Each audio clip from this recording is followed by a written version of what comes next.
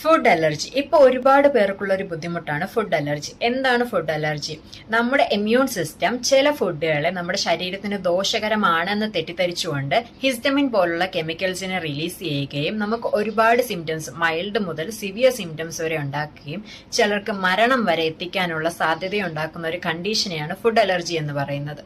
ഇതിന്റെ പ്രധാന ലക്ഷണങ്ങൾ ഏതൊക്കെയാണെന്ന് നോക്കാം. ചൊറിച്ചില്, ശരീരം മുഴുവൻ ചുമന്ന് തടിച്ചു വരിക, ചുണ്ട്, മൂക്കം, കണ്ണിന് ചുറ്റുമൊക്കെ തടിച്ചു വരിക, നാക്ക് തടിച്ചു പൊന്തി വരിക, തൊണ്ട ഇറകല്, ശ്വാസം മുട്ട്, ശ്വാസം മുറിഞ്ഞു പോകുന്നത് പോലെ തോന്നുക, വയറുവേദന, ഛർദി, വയറിളക്കം, തലക്കറക്കം, കുഴഞ്ഞു വീഴുക, ബ്ലഡ് പ്രഷർ പെട്ടെന്ന് കുറയുക, ഇങ്ങനെയുള്ള ബുദ്ധിമുട്ടുകളൊക്കെ ഉണ്ടാകാം.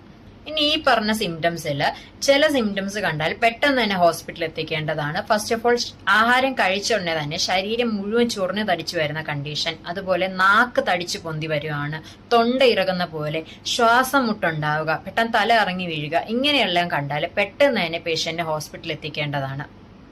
കോമൺ ആയിട്ട് അലർജി ഉണ്ടാക്കുന്ന ചില ഫുഡുകളുണ്ട്. അത് ഏതൊക്കെയാണെന്ന് നോക്കാം. ഫസ്റ്റ് ഓഫ് ഓൾ, പാല്, മുട്ട, നിലക്കടല അഥവാ കപ്പലണ്ടി, ചില നട്ടുകള്, ഷെൽഫിഷുകള്, കൊഞ്ച്, കക്ക, ഞണ്ട് പോലുള്ള ഷെൽഫിഷുകള്, ചില മീനുകള്, ചൂര, അയല പോലുള്ള മീന്, ബീഫ്, ചിലർക്ക് ഗോതമ്പ് പ്രശ്നമാണ്, സോയ് പ്രോഡക്റ്റുകൾ, എള്ള്, ഇതെല്ലാം കോമൺ ആയിട്ട് ഫുഡ് അലർജി ഉണ്ടാക്കുന്നതാണ്.